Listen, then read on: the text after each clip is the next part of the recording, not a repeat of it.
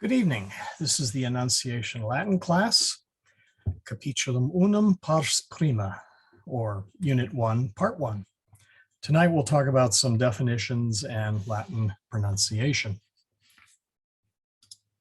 This is the first class, but we always start and end the class with a prayer, in Latin, of course. Latin pronunciation may be new to some of you. Don't worry about it. We have all sorts of levels of expertise in the students who have signed up. But for those that is new, don't worry about it. Wing it the best you can. Microphones will be muted, so no one will be judging, at least for now. And as time goes on, we'll work on pronunciation and it should improve. And you may not be used to the macrons marking. Sorry, the macrons and markings may be new, but we'll get to those too. For the near term, we will use the Ave Maria, the Hail Mary, because it is familiar to many of you, and it fits nicely with the first unit of the primer. So, we'll mute everybody and do the best you can do. And then as we go through the lesson, since it is on pronunciation, we'll explain some of this stuff. It's perhaps unfortunate we're doing it in reverse order, but we do like to start the class with a prayer. In nomine Patris et Filii et Spiritus Sancti. Amen. Ave Maria, gratia plena, Dominus tecum, benedicta tu in mulieribus, et benedictus fructus ventris tui, Iesus. Sancta Maria, Mater Dei, ora pro nobis peccatoribus, nunc et in hora mortis nostrae. Amen. The funny markings in the prayer we just recited, as I said, macrons, the long line over a vowel means it's a long A short line or a short little dip there is a short A. And as I said, this will help us to pronounce the Latin. And then there's the accent, which is a little tick mark that indicates the syllable that is stressed. And the reason we do this is because you wouldn't want the emphasis on the wrong syllable. You want the emphasis on the right syllable. And so, speaking Latin is not that hard, but you do have to get the vowels right and then the syllables right. Did you spell syllable with one L on purpose? Yes, unless now you can claim that's Latin. There we go. You're right, I did.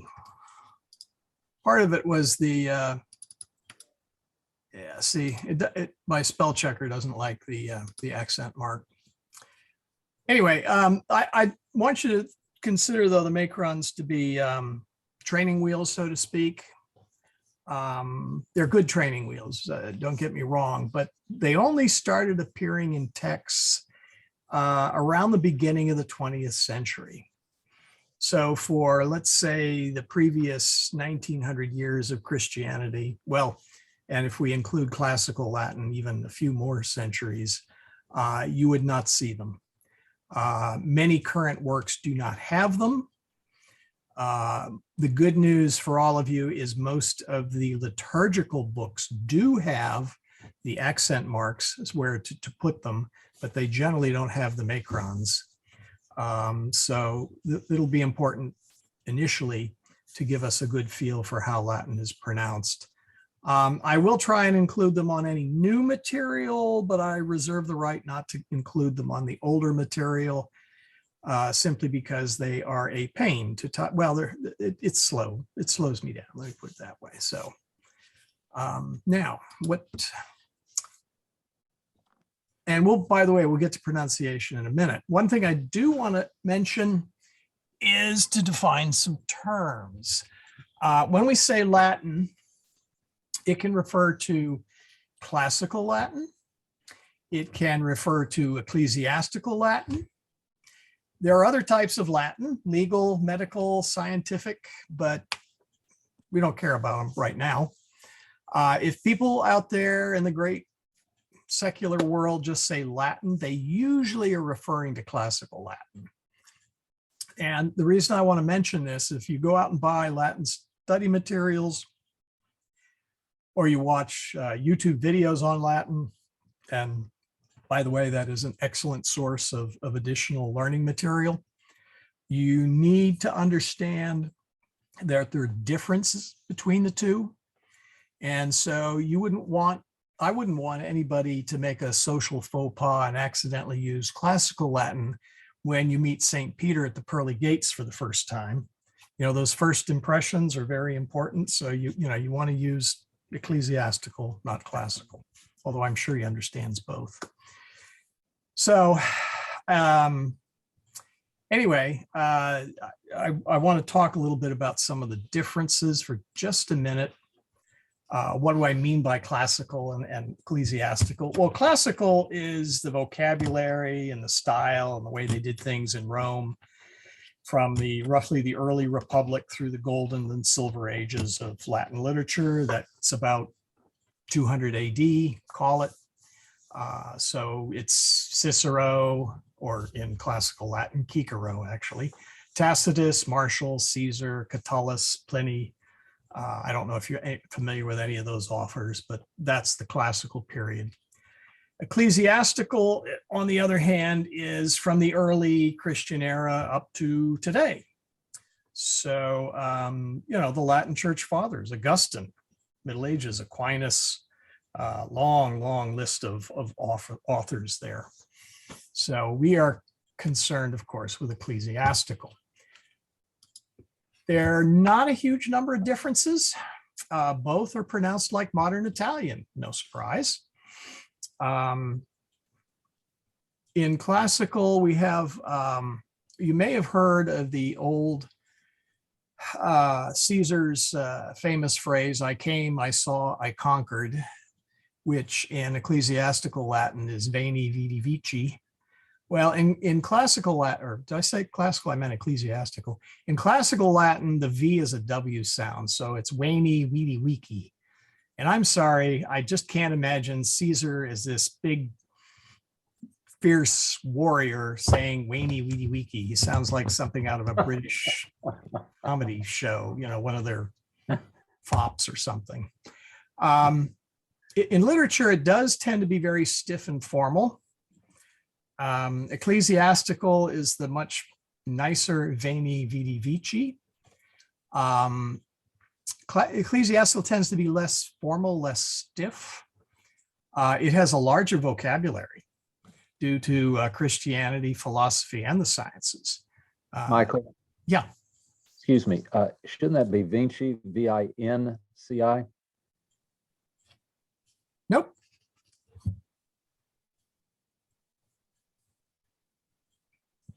I don't think so. Okay. Anyway, there are some small, maybe Vici, no, pretty sure it's Vici. Anyway, I'll double check that. There are some, Veni, Vidi, Vici. yeah, there are some small shifts in grammar between ecclesiastical and classical, but by and large, if the student of one can understand the student of the other, except the other one speaks kind of funny. There is a difference in pronunciation that will seem odd to the ear. As I said, a lot of great resources out there for learning Latin. Most are classical. If they do not say so, then they are likely classical. So if you use them, be aware of the differences. We're going to go through some of the differences here in pronunciation and a few other things, so look for them. If it doesn't, obviously if you're doing Gregorian chant or prayers or from the liturgy or one of the great Christian authors, then it's ecclesiastical. But if you're just on YouTube and it says, Latin verbs, then they're probably doing it classical. So the verbs are the same, but the pronunciation is different. So anyway, let's get on to pronunciation. That's really what we want to do tonight. Good news is English consonants map very well. There's only a few things you need to be aware of. English vowels do not map well into pure Latin vowels. This is a little bit tricky. English has all the same. In fact, English has like 40 sounds, and Latin, I think it has 24. So we got way more sounds than Latin does. But English vowels vary all over the place. Okay, so we have comb, tomb, and bomb. Those should rhyme, okay? It should be like comb, tome, and boom, or let's see, tomb, coom, and boom, or bomb, tom, and coms. But no, there's O in there. And all we've done is change, the first consonant, and you've got totally different sounds in English. Long history by that. If you really are interested in some of the quirks in English pronunciation, look up the great vowel shift sometime. And if you're not interested, then don't bother. Anyway, what I'm trying to get at here is, as we go through some of the vowels, I don't want you to hit the English examples necessarily as exact. I want you to listen to the sound. But it is, it's the best we have right now, and it is a good place to start. So, the other good news is English uses the Roman alphabet. So again, most letters are the same, with a few exceptions, as I mentioned, the vowels. There are no silent letters. All letters are pronounced. So we don't have the dropping of consonants or vowels like English has. For example, little, how many T's in little? Letter, how many T's in letter? Things like that. In Latin, you will pronounce every single letter and vowel. We also have, pardon? Including the H. We've had that discussion. Yes, including the H. And Teresa, take a snapshot of Collins where he specifically says that and send it to them. Not that they'll, believe you, but at least you'll have had the satisfaction. We don't have the really weird diphthong shifts. English has. Rough and through should rhyme, right? It should be rough and thruff or rue and through, but nope. That's another example of how English plays with sounds. So, as I said, regular vowels and diphthongs. We don't have any of that weirdness. Straightforward syllables, straightforward stresses. So it's not. It will be a little alien to you, but the rules are pretty. The rules are really quite straightforward and can be summed up in a couple of charts you'll see here, unlike English. I know we have some non-English speakers online. What do you think of the way English spelling and pronunciation is? English is one of the most complicated language. Yeah. I agree. It is. In a way, as native English speakers, we have, it's good because we've learned one of the most complicated languages out there. Yeah, it's not aligned with a linguistic, so it's not kind of like the Chinese and the others. But oh well, that's still, the Oriental languages still, are in a class. It's still the one of the, like, if beside kind of like if you will eliminate those kind of linguistic category, then English could be the second hardest kind of thing. I would agree. I used to teach English as a second language, and English tortures immigrants. I'm not surprised. Yeah, it's insane for them. They just don't understand the whole the diphthong thing, and it's just insane for them. They just don't understand. And I have friends who are very well educated from southern France, and they just the vowels torture them, absolutely torture them. I have to tell you, I've been mispronouncing Latin prayers that I've been practicing because as a francophone bilingual, I thought I had to leave out the H's, and H's have tortured me my whole life. And so now I'm once again being tortured by H's, but okay, I'll put them in there. Please So, and do. yes, I will. So Yeah. St. Peter will let me in. Okay.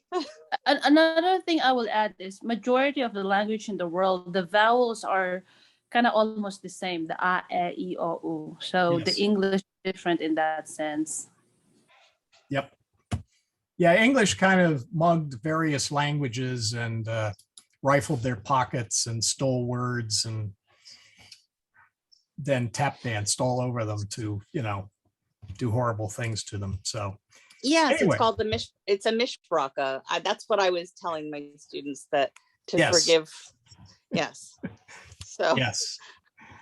Anyway, fortunately, Latin is not like that. As I said, English, 40 sounds, Latin has 24 sounds. And by the way, English uses what's known as the Latin or Roman alphabet. So we had to kind of make things up as we went along in order to cram all 40 sounds into Latin. Ecclesiastical Latin has this, well, pure ecclesiastical and classical Latin have pretty much the same letters. What Latin, and I've kind of highlighted a few here that are if I put a line through it, then classical Latin or ecclesiastical Latin does not have that letter at all. And if it's so, for example, Latin has no W. And normally it has no K. If we want a hard K sound, Latin will use the C. Now there's a few borrowed words, okay, from Greek that they use the K. So it'll make, that's why I say normally. And it's easy to pronounce because it's a hard K. So Y and Z are technically not part of Latin, but Latin liked to borrow words from Greek because it was very fashionable in the first century. So we do have a few there. Again, they're pronounced the same way. The ones that are, well, a little interesting are J and V. Classical Latin does not have a J or a V per se. They were added a lot later to distinguish the vowel sounds I and U versus the consonant sounds I and U. So a consonant I is a lot like our Y sound. Major, M-A-J-O-R, in Latin is major. And then the U is the same as V in classical Latin. The V was just easier to like chisel into the side of monuments versus the U. So classically, they were the same thing. We'll get to it we'll get to those special cases in a minute. We'll see that the J and V are often used in ecclesiastical Latin to distinguish whether it's a consonant I or a vowel I, or a consonant U or a vowel U. Let's see, Latin consonants are almost always hard. There are some exceptions, which we'll get to. And H is always pronounced, never silent. And I hope everybody recognizes this, as in Hartford, Hereford, and Hampshire, hurricanes hardly happen. That's from My Fair Lady. If you haven't seen it, go watch it. It's a nice movie. As in All right. hora mortis. Pardon? Oh, I was just thinking hora mortis. That's the one that took me a while to get used to. Yes. In hora mortis nostrae, in the Ave Maria. All right, vowels. Let's get into some specifics of how the vowels are pronounced. All right. Short A is like the A in dyna, short. The long A is like the A in father. We tend to stretch that out. So for A, the difference is not in the sound so much as it is how long you say the vowel. So when you see a short A, say ah. You say a long A, you want to stretch it out a little like the doctor sticking the tongue depressor down your throat and saying ah. Although hopefully you don't gag in the middle of that. So any questions there? Michael, Yes.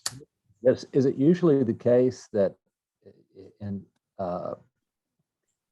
when you have the short A in a vowel, say in a 2-syllable word like Dinah, and you have a long A in a word 2-syllable, that the accent tends to be on the syllable other than where the short A is, or the short vowel? In Latin? Yeah, No, I wouldn't say that. not necessarily, just in particular. Yeah, the accent, we'll get to the accent, the stress part. It depends on the syllables around it, whether the short A or long A is stressed. It's just I will admit, I tend to fight the desire to accentuate the syllable with a long sound. Yeah, we'll get to that. Yeah, welcome to the English speaking world. And I do it too. I catch myself every now and then. But we'll get to syllables in a minute, Alex. Vowels, A, E, I, O, U. Okay, E. All right. Short E is kind of like the E in get, pet, or set. Eh. All right. Short E is an eh. Long E is a bit tricky. Okay. And that's because in English, we tend to round it out into what's known as a diphthong. Okay, what is a diphthong? A diphthong is 2 vowels that are put together. Okay. So we say the sound is a lot like the A in date or in the E in they, but listen to they. There's an A sound buried in there if you listen very carefully. So you just want the eh. Okay. So like the A, the short A E is eh, and the long E is eh. It's really, again, the length you hold that vowel. Make sense? Yeah. Yep. Feel free to jump in so I know you guys aren't asleep. We do have video off, so you can get away with all sorts of stuff. Anyway, vowels, again, the I. All right, now this is where things are a little bit different. Now, the short I is a lot like our short I in fit, pit, sit. So, just like the English short I. The long I is much like the long I in English, but it's the long E sound. So machine, okay? So really, and this is where English is so marvelous, is that could be pronounced machine with a long I, but in this case, it is machine. And so the long I here is like our long E. So, and we saw where A and E, it was a length. Well, no, this actually has a different sound. So the short I is like it, and the long I is E, like we. And then we have O. And if you have any questions, jump in. O, okay, short O is like the O in off, soft, or loft, kind of an aw sound. Long O is much like the long O in English, fortunately, as in no or note. And like the I, but unlike the A and E, there is a difference in sound. So A and E, it's length, and I and O, it's the sound. So short O, kind of like the A and aw, or soft or loft. Long O is in O or no or Noah. And my slides zoom for some reason or other. There. Okay, any questions there? U, all right. U is pretty good. Short U is like our U in put, actually put, hut, or, oh, actually I got put, mutt, and hut. Maybe that should be put. No, wait a minute. Well, let's get rid of that. Put, it's a sound. The long U is like the U in tuba or rude, kind of like the English oo. So short U is sort of like the sound in put, and then the long U is sort of like the something we use for an explanation, like ooh. So let's see here. We'll see that in a minute with some of our words. So anyway, we'll kind of go through the Hail Mary here. And what I've done is I've replaced the macrons with sort of English, I don't know what you want to call it, sounds. So Ave, Ave, Maria. There, this emphasis here is on the I. Grazia plena. Oh, sorry, grazia. Getting ahead of myself. And then plena, long E, short A. Yes, we do roll the R. I was getting to that. I think I got ahead. I think I put this chart in here too early. Diphthongs. A diphthong is a sound, as I said earlier, is formed by a combination of two vowels into a single syllable. English has all sorts of them, okay? Good news is Latin has just 4. And 2 of them in ecclesiastical Latin, the AE and the OE are exactly the same sound. In classical Latin, it's a different sound. But for us, the AE is a long E sound like they, but don't round it out. Don't round out you want to say they, you want that long E in there. The AU is an owl sound like how, house. The OE, as I said, is just the same as the AE. They are exactly the same. So you may have seen like the words Regina Caeli, spelled C-O-E-L-I for Caeli and C-A-E-L-I for Caeli. They are pronounced exactly the same. The AE version is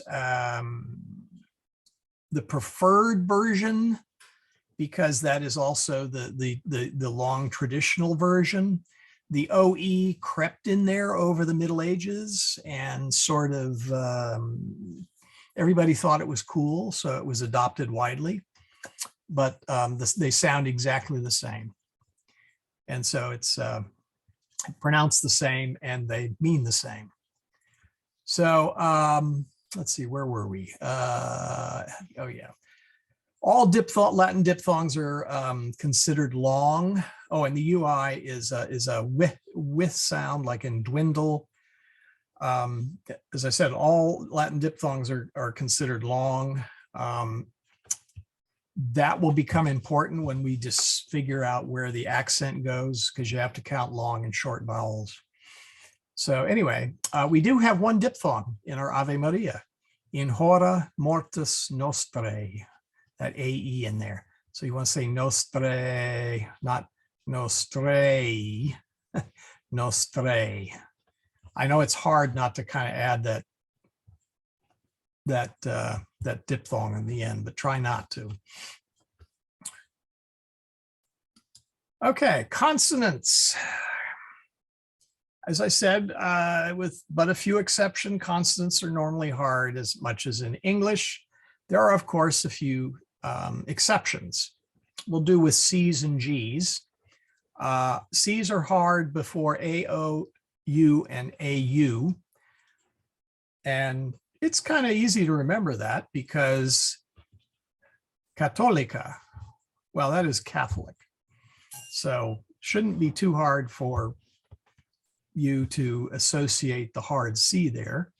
And so before any A, the C is hard.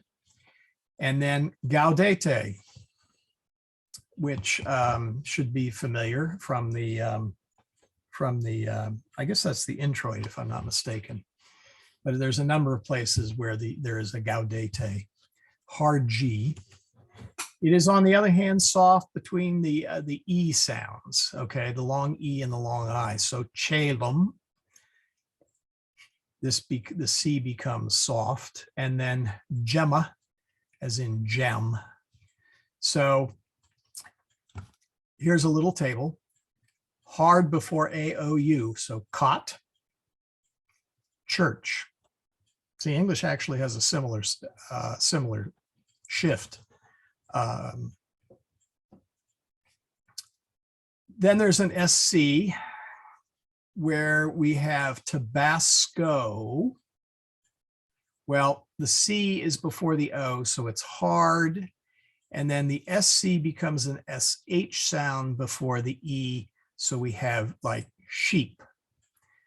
There's a noun, or sorry, there's a verb in Latin, scio, which means I know, SCIO. So it's not pronounced scio, it is pronounced scio. I'm trying to think if there are any, well, no, I don't think there's any shifts like that in the Hail Mary. G is hard, God, before AOU, soft before the E's, gem. And then the other two fun ones is when you see a GN, like the Agnus Dei, that GN becomes like an NY sound. So as in canyon. So it's not Agnus Dei. And if you see me type Angus Dei, I'm sorry, that's a typo. I've flipped the G and the N, and I did not mean to make it a type of beef. That was, I think that one lesson, that particular typo bedeviled me. Some of that I think was also autocorrect. So Agnus, the G and the N, they're kind of a NY sound. And then the other, pardon? Lasagna. Well, it's easy if you think lasagna. Yeah, lasagna. Because of the GN and Yep. AGN in lasagna. So That's right. Now we can all spell lasagna. That's the way I have to pronounce. That's the way I have to spell it, honestly, is I have to say lasagna. Oh yeah, there we go. And then the TI, when followed by a third vowel, becomes like a C sound, or tsitsi fly, like tsitsi fly, really. So we don't say gratia, we say grazia. So there are some shifts in there. I mean, that does make things a little complicated, but not too bad. And then let's see. Okay, we have a few last ones. As I said, these are all similar to sounds made in English. I'm going to say again, the H is pronounced. So history and herb, not history or herb. Q, same sound, hard K, but since always the U follows a Q like English, it is a KW sound. So we say quick, quiet. If you were to say the word who, which is QUI in Latin, it would be qui. So that's not different, that's the same. R is rolled a bit, similar to Spanish. So we don't say, well, you can say Maria, but that's a little, what shall we say? Low class. Yeah, there we go. We want to say Maria. Now, when it appears in the middle of a word, it's a little hard to really roll that R for any length of time. If it's at the start of a word, you'll notice it much.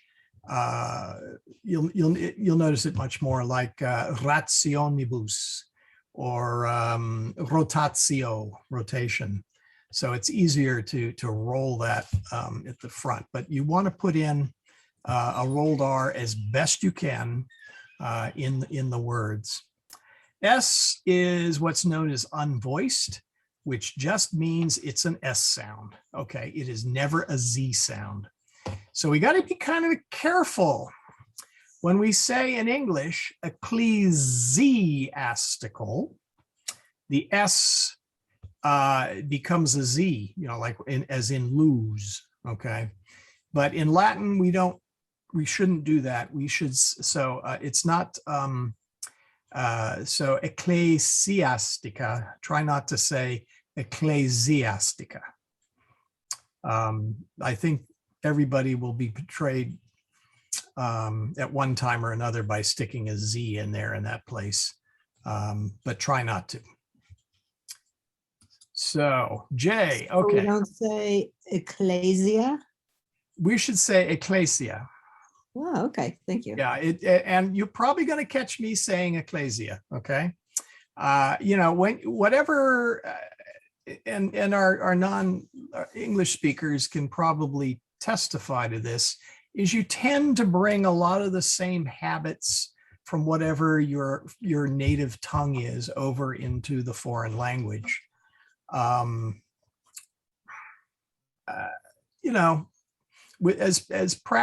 Conscious practice will tend to weed that out. But yes, it is ecclesia.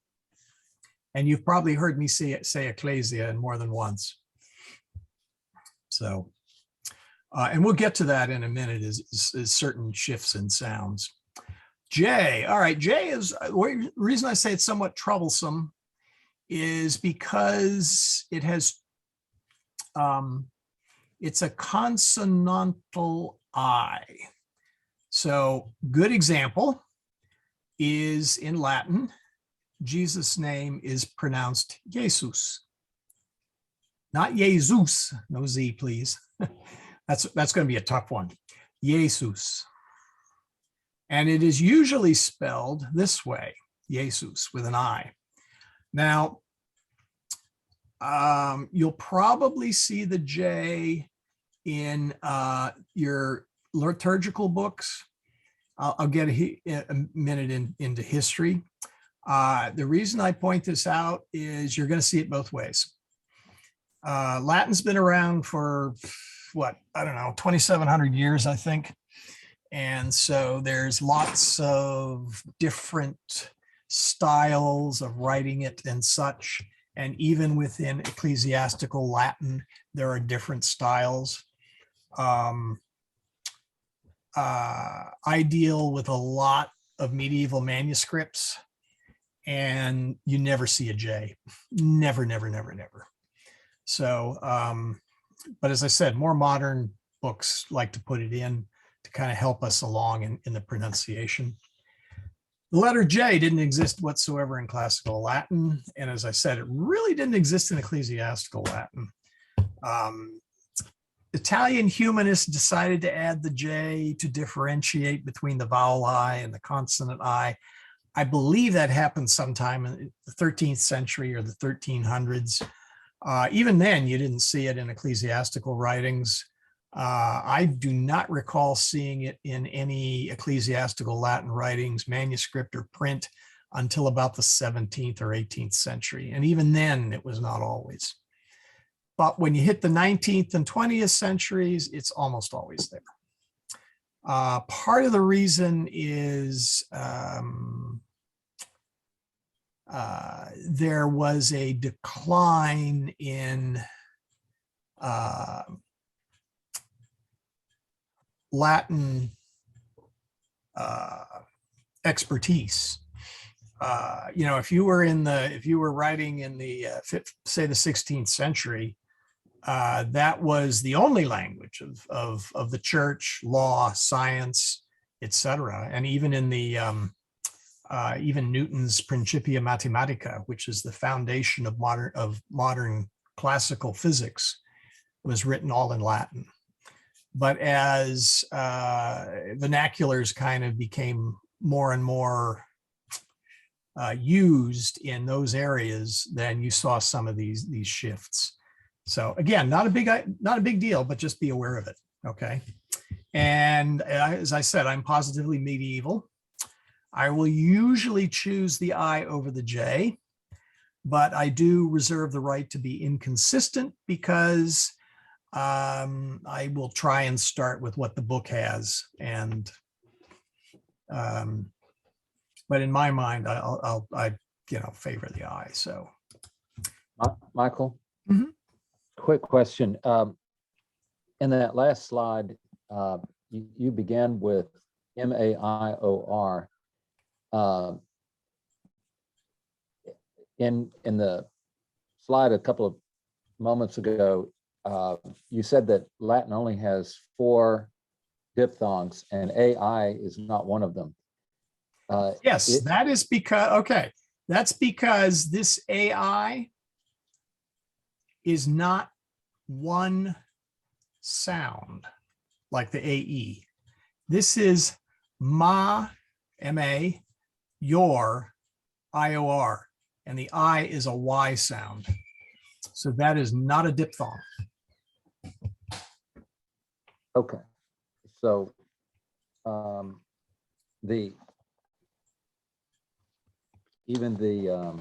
I see what you're saying. The AI, yeah, okay. All right. I'll tell you what, hold on to that question when we hit syllables, okay? okay, And that's and the reason is because major is 2 syllables. So we hyphenate it here. Okay. So the A and the I are not joined together. You're right. If we did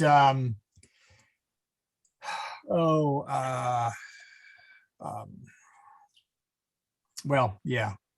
well, it just So- looks like it, but you're saying it's not. Yeah. That's the Yeah. And you So got in, to go ahead. and I'm sorry, in Latin, I would read it, I would see it in print as MAIOR, or I would see it in the MAJOR is just a phonetic guide, Both. or You'll see both? it both. both ways, as you were Yes. saying, the J's and the I's and the changing, and okay, those darn you humanists. Okay. Well, All right. I will say one thing is the J's and the V's are a bit like your favorite sports team. Everybody has their favorite, and sometimes they'll come to blows over competing teams. And it's pronounced Mayor. In it, yes, pronounced the same either way. Major. Okay. Okay. Michael, just one last, but when you separate it that way, Or Majors. Yeah, I made the long A, sorry. but when you separate it that way so that it's MA and then IO, the IO is not considered a diphthong? No, because it's the consonant I, not the vowel I. Okay. I have a word I want to throw at you at some point, and I don't know. I can't figure out how to text. Well, text it to you. let's get through the lesson first. Okay. Okay. And the good news is, well, yeah, we got some way to go. But, Okay, just and by the way, because it had after the end of class, I do stay late for miscellaneous questions and et cetera and discussions. So if we don't get it in class, then we can do it at the end. So don't worry, I'll answer it. Okay. Did you say that UI together is a diphthong or not? I'm It sorry. is. It is. Yeah. Yep. Let's Okay. let's see where. So I have a very complicated word that I'm going to share with you at some point. Oh, there are some. Let's see, where did I put the? Okay, I know I had the diphthongs in here. Okay, where'd they go? Where'd they go? Vowel, vowel, vowel, vowel. Oh, there they are. Okay, yes, UI is a diphthong. You will see this. There's CUI, which means whose, cui, or qui. We'll it is, yeah. We'll as we get more words, some of this will hopefully make more sense. Okay, so are we all ready It's to go just a on? very long. It's such a long word that I'm Okay, I don't I may have to sit there and sound it out. I mean, there's a few Okay. words that there are Latin words that are very hard for English speakers to wrap their tongue around sometimes. So, but we'll see. Okay. Anyway, the V. Okay, the V is much less troublesome. The V is called the consonantal U. It makes a V sound in ecclesiastical Latin, so that makes it really easy, and a W sound in classical. So as I said, Caesar would write Weni Weedy Wiki and would pronounce it Weni Weedy Wiki, whereas Pope Benedict XVI would very sensibly say Veni Vidi Vici. Notice we have a couple principles here. The hard C, classical Latin always had the hard C. Ecclesiastical Latin, we soft that up.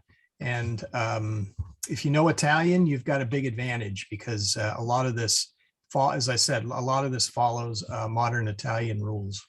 So, and then vita, or for vita, for life. In ancient monuments, you will see them chiseling out a V, which is way easier than a U. You know, I don't know how many people here have chiseled things in stone, but those curves are pretty, yeah, pretty tough. And then, of course, we also have the Roman numeral V, which are 5. So the V appeared, like the J, the V appeared over time. The difference is unlike the J, which these days is deprecated over the original I, meaning I is preferred over J.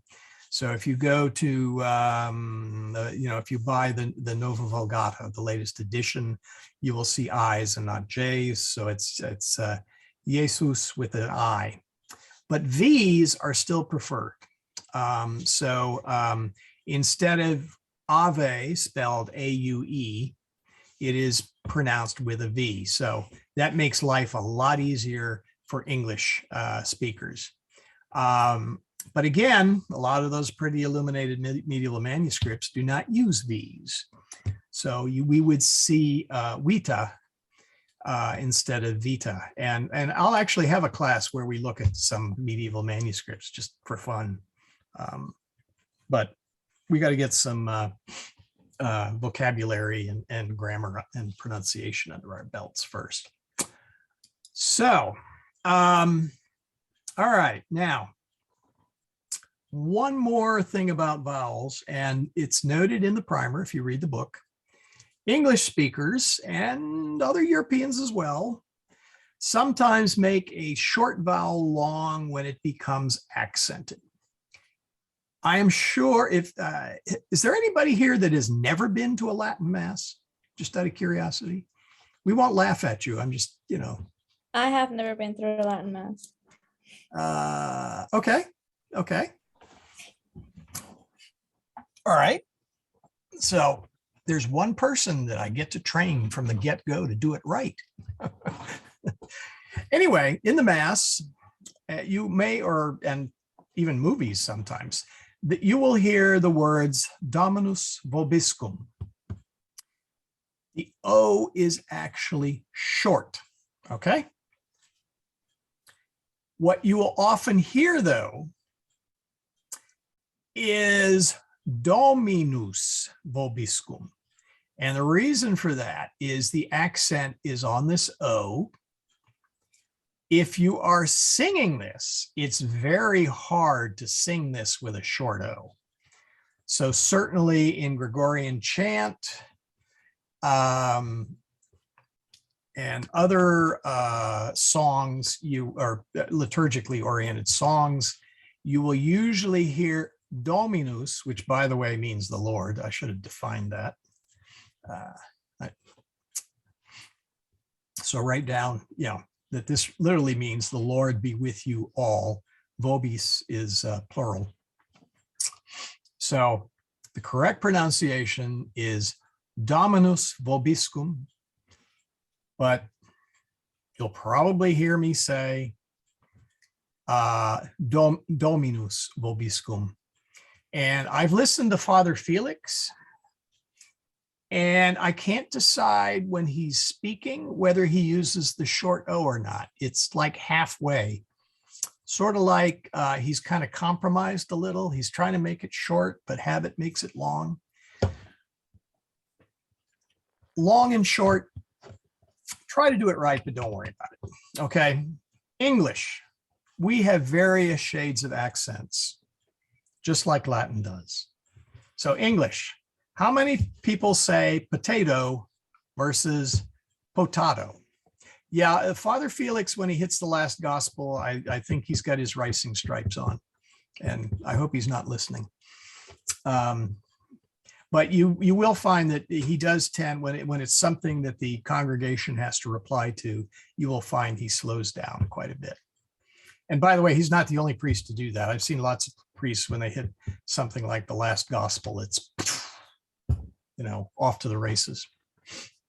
And I find it even hard to, yeah, he might. Yeah. I'll have to disguise my voice next time I go to confession with him. Anyway, but in English, we have potato and potato. We have tomato and tomato.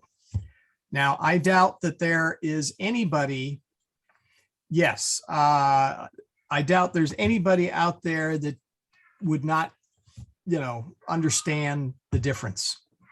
Do you want potatoes with your steak? I don't think anybody would say, well, what's a potato? I don't know the different reason for I don't know if they're regional. I don't know what it is, but we do have those vowel shifts. So what I'm trying to say is try to get it to Dominus, but don't worry too much if it comes out Dominus, because everybody's going to understand you anyway. So any questions there? And if you're singing it, you're almost certainly going to sing it long. The upper crust sound was New York in the 20s. Okay. Interesting. I'm reading the comments. All right. So syllables. Every Latin word has as many syllables as it does vowels or diphthongs. Why do we care? Well, no silent letters.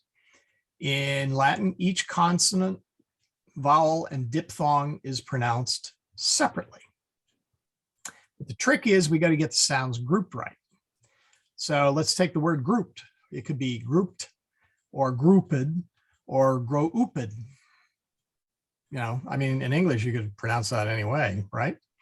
There's no rules that say you have to do it that way. But in Latin, there are some pretty strict rules. So syllables split after vowels, followed by a single consonant or vowel. So example, Maria, Gracia, Jesus. So we have a vowel and it splits between the vowel and the consonant. Okay. If it's a double letter, then the split is between the two letters.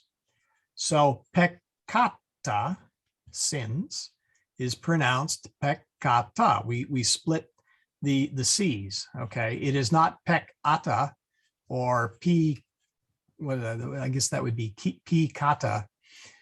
It is peccata. Peccata. So tuum is another word meaning thy. Okay. Adveniat regnum tuum, if you're familiar with the Our Father in Latin. So tuum. It's not tomb. I guess in English we would pronounce that like tomb, I guess.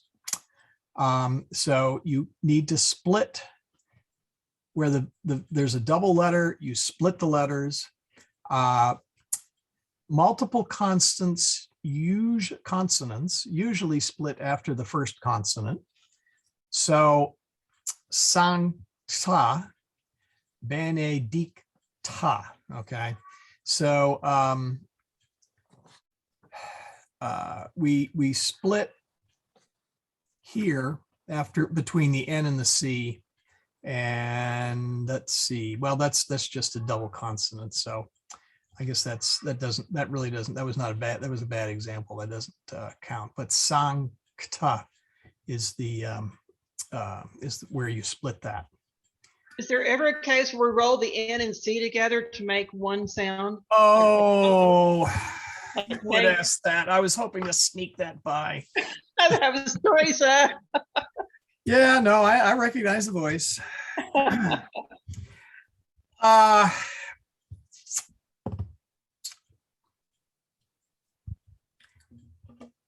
This is another one of those things that people get passionate about. If you look at every single Kyriale, those are the ones, for those that aren't familiar with it, it's a book that has the basic chants of the Mass for the Kyrie, the Gloria, the Creed, the Sanctus, etc. You will find that they split it on sancta or sanctus, sanctus. What has happened recently, and this threw me for a loop, is I have seen Gregorian chant productions that have stuck the C back on the N and it comes out as sancta. That's way easier to say for us English types, okay? I don't know why they've done that. I have not found any evidence that that is the correct method. So I'm a bit puzzled by it, Teresa. So my answer is it's not supposed to happen, if you understand what I'm saying. Got it. Okay. I've always seen it as sancta and lots of other, I can't think of any other words off the top of my head. I'm sure we'll see them as time goes on. Like Dominus, it's not proper, but it happens. Yeah, yeah. Well, Dominus is, yeah. Now that I think about it, yeah, same thing. Okay, accents. Oh, so you had a question about Mayor, right, Alex? Yeah. Does this answer it? If we go way back, let's see where Mayor is. Oh, yeah. Let's see, it was the J. Ah, there it is. Yeah. And that's because we split it between the vowel. That's the other thing, is you normally split between, oh, did I leave that off? Oh, horrors. Did I, hold on. Let me find out back. Where did I don't have any good example. Oh, there we go. Here we go. If there's a double letter, the split is between the two letters. I knew there was a rule in there. So tuum is split. Well, Mayor is also split. If I can find it again. Let's see, where did I put it? Yeah, there it is. Oops, somebody dropped off. So here we have two vowels and, well, and the I here is a J and not the vowel I, but the consonantal I. And so I think that's the key. The key to the whole thing is that. Yeah. Now, if this really not looking at an I, it's like the I in Jesus. Yeah. So when you think of it, and you don't think of it as an I, but you think of it as a J, then it becomes a lot clearer that you would separate the two. Yeah, if it were split this way, then you're right. That would be the AI Right. diphthong. But Right. it's not. It's a consonantal J, and so it's split the other way. It's a completely different letter than I when it stands by itself. Yeah. So let's see. So the bad news is you do need to know which vowels are long versus short. You do kind of need to know where the syllables are broken up. Although the good news is this will get you for 99 and 44/100% of the way there. But you do have two options. You can look them up and memorize them. And when I say look them up, it's this is the dictionary. And we'll discuss dictionaries in a future class. I don't want to tackle them now. Part of it is, you go out and you buy a dictionary and it's probably a classical dictionary. And depending upon which classical dictionary you get, it may or may not have a lot of the ecclesiastical terms. I'm going to put off discussion for that. And my favorite, quite frankly, are electronic dictionaries where I can carry them around, and we'll have a whole section on it. So right now, we got him in the book. He's using the macrons. He's using the accents pretty consistently. So the other one is you hear somebody pronounce it and memorize it. Really, ultimately, you want to do both. We're not going to do the dictionary yet. So you just try and listen to the way I pronounce it and the way the book splits it up. And hopefully you'll be able to get it. Also, if you attend a Latin Mass or you go to any church that has a Gregorian chant choir, you get used to how the sounds are made. That's true. I can't speak to other parishes, but I know the 9:30 Mass, and Alex, I know I haven't been there recently, but if I remember correctly, the 9:30 Mass, even though it was English, all the Kyrie, et cetera, were generally chanted in Latin. Is that right? Yeah, they do mostly Latin. Yeah. I think the Credo is in Latin. The Credo, yeah. The public, the public parts, or whatever you want to call them. Right. Yeah. So that's another way to pick them up. If you've never been to a Latin Mass, don't worry. I have some resources at the end. And so let's see, I got 15 minutes. So let me scoot through these. And I wanted to ask though, because I've heard in masses, I've heard tomb, not tomb. And I don't know if it's because so this is not the same as the other example you gave, that we can be a little bit more lenient. I'd have to hear what they're saying. It should be tuum. Let's see. Okay. The Our Father, Pater Noster, qui es in caelis, sanctificetur nomen tuum. Tuum. Yeah. Now they may be speaking Latin with an English accent, quite frankly. I'm thinking it's a rather young priest, so maybe he doesn't know.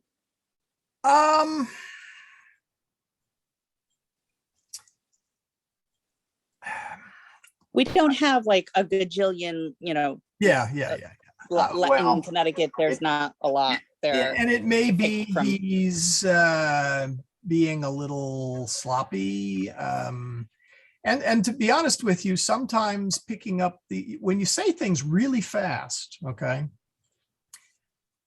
Let's see, adveniat regnum tuum. You may slur some of those together, but it should be split out, tuum, if you're speaking clearly and distinctly.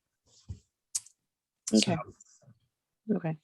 Not knowing the priest or where he came from, or maybe he's from New York, and he's struggling. I don't know. I've heard a lot of strange things, so who knows? And if that's his only fault, then he's doing good. Let me put that. Anyway, the good news is on pronunciation is if you're an Annunciation parish member, we get exposed to a great deal of Latin.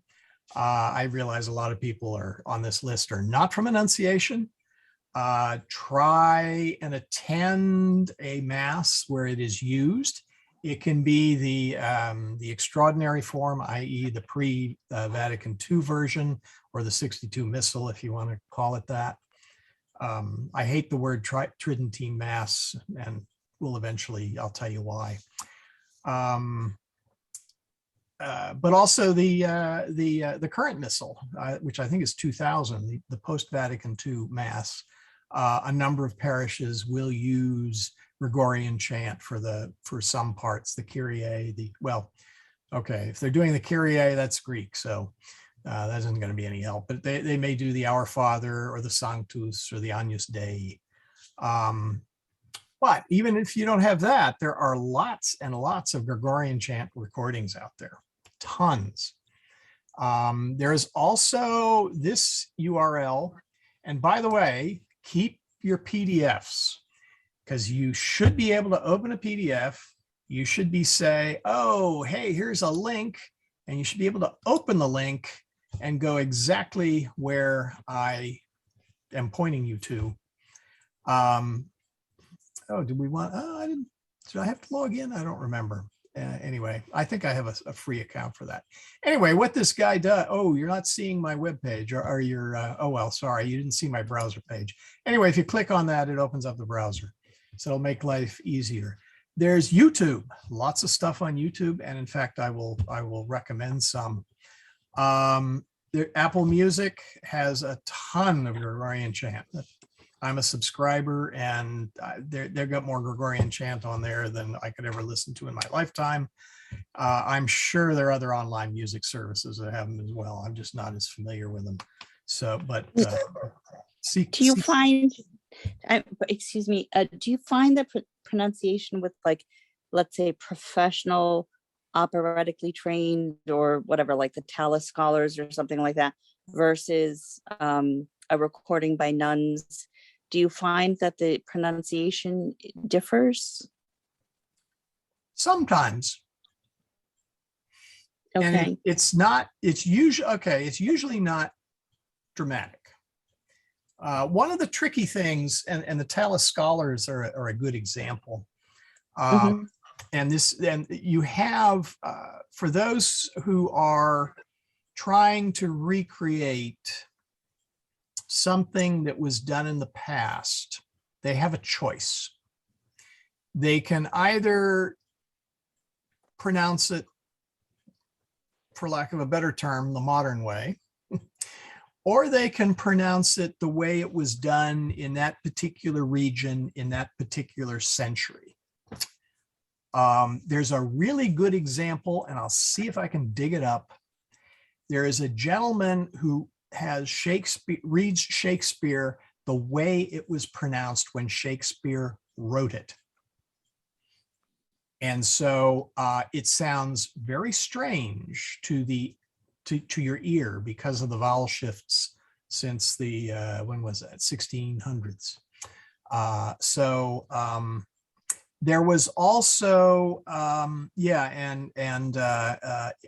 commented, yeah, there was also a period in time where it was fashionable to pronounce the Latin like the language, your native language. So the Spanish were a little bit different, and the Italian were a little bit different, and the French were a little bit different, and the German was quite a bit different. A lot different. Yeah. And then the English. A lot different. Yeah, a lot different. Well, I'm trying to be, yes and no. I mean, again, it depends on the region, the period. There's a lot of factors in there. And then the English, after the English booted out all the Catholics, they started pronouncing their Latin just like straight English. And believe me, if you've ever listened to humanist English pronounced that way, I find it unintelligible, actually. So yes, but getting back to the Tallis scholars, I've listened to them. They generally reflect the modern-ish pronunciation on most things. I have heard a few things that were a little bit odd to my ear, but what I recommend is you stick with just the chant, because the chant is way easier to listen to. I once heard the Stabat Mater by, I believe it was done by Pergolosi. Mm-hmm. I had to get out the Stabat Mater because there were so many, I mean, it wasn't that he was pronouncing it funny. There were all those, what do they call them in music? I'm not sure. Anyway. So more yes. melismatic. Yeah, melismatic. Yeah, that's the word I'm looking Okay. for. Thank you. And so I actually had to get out a copy and go, all right, yeah, I see where he is here. Because I just got lost in all the ahs all over the place. And somebody has their hand up. Is that an actual hand? Yes. Okay. Yeah, and I know Cecilia said, yeah, and when you sing it, as I said, the pronunciation is a bit different. And we that was the dominus versus dominus example, as I mentioned earlier. So, oh yeah, there is variation. We all speak it with an accent. Let's see, where are the other ones? Actually, tell you what, we've got, we're almost out of time. Pronunciation homework. Hopefully you have the book or you're about to get the book. You will need the book. Really didn't need it for this class. Pronunciation is covered in the primer from pages 1 to 4. Please read it, read up, and review the notes here as needed. For pronunciation, some of this is like brand new. So be patient. You'll be getting a lot of practice. It will improve over time. I recommend for those who the Ave Maria is somewhat new, is practice it. I have links on the next page from YouTube to help you. I recommend you do not read past page 4. I recommend you stop when you hit section 2 of unit 1. And the reason for that is section 2 is on grammar. And if you read my very long email, that's where the fun is. Pronunciation's pretty easy to get the hang of over time. Just pretend you're got an Italian accent or something, and you'll be close. In fact, there was a priest who did a Novus Ordo Mass, filled in for Father back when we actually had a Latin Novus Ordo Mass. This was pre-COVID, who did not know Latin, but he knew Spanish and Italian. And he did a very good job. His accent was a little weird, and I couldn't quite figure out, well, maybe he trained in Italy. No, maybe he trained in Spain. And I talked to him afterwards, and he said, no, he didn't know Latin, but he did knowing those 2 languages. So if you know any Spanish or Italian, maybe that'll help you. I don't know. But do practice the pronunciation. Okay, here we go. Pope Benedict XVI leading the rosary. These are some YouTube things. Now, of course, there's more prayers than the Ave Maria. So there'll be some, the Pater Noster and the Gloria Patri, the Our Father and the Glory Be. But you will hit the where he hits the Hail Mary. If you want a book to follow along, I have a very large website, okay, that has lots and lots of Latin prayers. It's the Preces Latine. That will take you to my rosary page. And if you want a rosary booklet that you can download, print, and fold in half, well, there it is. I'm not saying you have to have those. I'm just offering those up as a, hey, this may be something that'll help you. But work on pronunciation. Okay. I wanted to mention one other, some fun stuff. Latin was never really, they call it a dead language. Well, dead kind of implies nobody uses it anymore, or that it was frozen in time. And that is really not true. Vocabulary has been continuously added to accommodate new ideas, new inventions, new concepts, even up to the present. So if you've ever wanted to know what Latin for computer is, it is computatrum. I mentioned I worked at NASA. So what is the space station? The International Space Station is the Statio Spatialis. You can actually go to the Wikipedia in Latin. That's this link right here. And if you want the news in Latin, you can go here. So keep as I said, keep the PDFs handy, click on it. I recommend you go there over the next week, just to see it. Okay. Obviously a Wikipedia all in Latin is going to be above, well, it should be above everybody's ability here, because if it isn't, then why are you taking this class?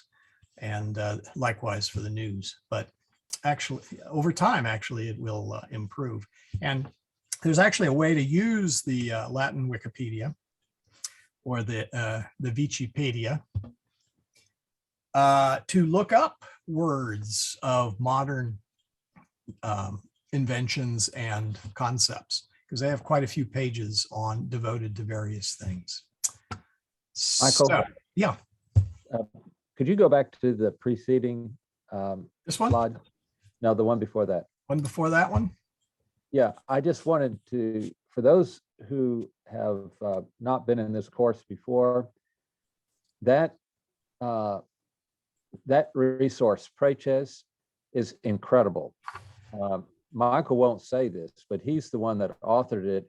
I've never seen anything like it. It's the best resource of Latin translated prayers that I've ever seen. I really strongly recommend that everyone in this class access that webpage. It's fantastic. And by the way, I didn't bribe him to say that. I was about to ask how much you paid him. No. No, it is, to be fair, it is one of the foremost websites on there. And you get into a search engine and you look for Latin prayers. If I'm not in the top 10, then they're lying to you. Yeah, and it's been around since the 90s. So in fact, last month I added the litany to Saint Michael, and I just added the litany to Saint Anne. I need to clean it up a little bit.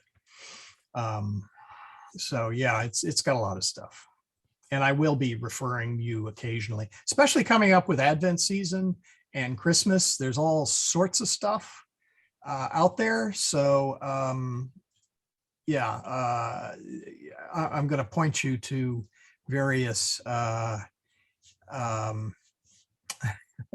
various Advent and Christmas hymns, because I wish we could take a whole class discussing some of them, but we're early just learning it, so it's hard to appreciate all of them. So with that, let's say the final prayer, because it is 9 o'clock.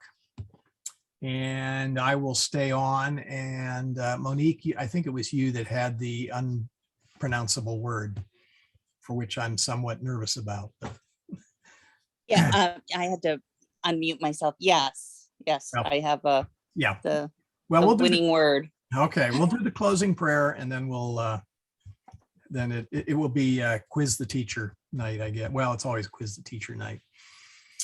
We'll see if I pass. So I will mute everybody. And we will begin. In nomine Patris et Filii et Spiritus Sancti. Amen. Ave Maria, gratia plena, Dominus tecum. Benedicta tu in mulieribus, et benedictus fructus ventris tui, Jesus. I put the Z in there, sorry. Sancta Maria, Mater Dei, ora pro nobis peccatoribus, nunc et in hora mortis nostrae. Amen. And with that, we have ended the class. So if you want to